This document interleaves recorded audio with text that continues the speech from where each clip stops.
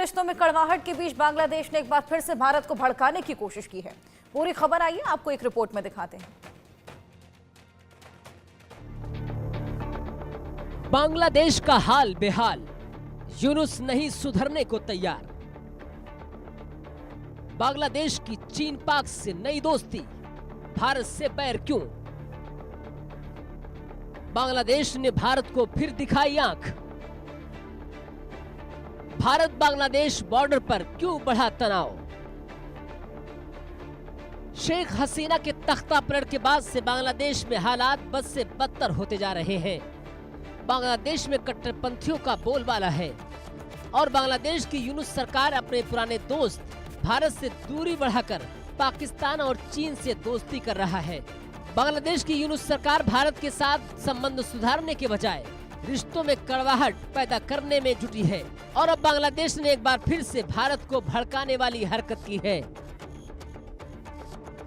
भारत की ओर से पश्चिम बंगाल राज्य में बांग्लादेश से लगती हुई अपनी सीमा पर बाड़ेबंदी की जा रही है।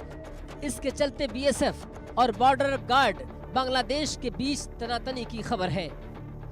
दरअसल बीएसएफ ने पश्चिम बंगाल के मालदा जिले के सुखदेवपुर इलाके में बाड़ लगाना शुरू किया है।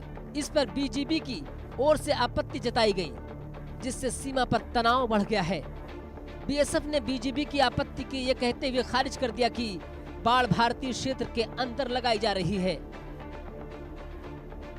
रिपोर्ट के मुताबिक बाड़ लगाए जाने पर बीजेपी के साथ जमीनी स्तर पर हुई कुछ गलतफहमी हुई थी, जिससे सुलझा लिया गया है। फिलहाल शांतिपूर्वक तरीके से बाड़ का काम चल रहा है।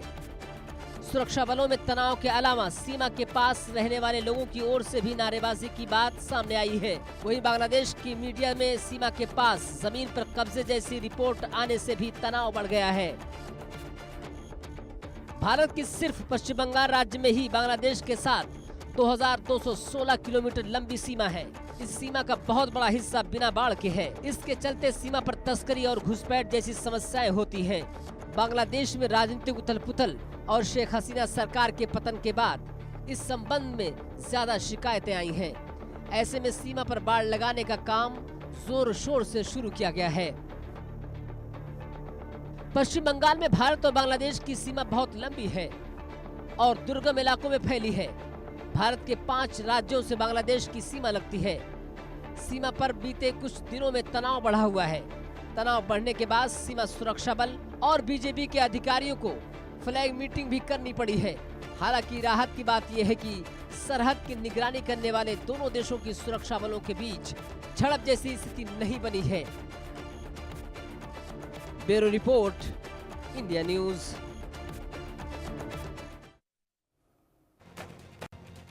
तो जिस तरीके से लगातार भूकंप पर भूकंप आ रहे हैं, डरे हुए लोग कह रहे हैं भगवान रहम करिए।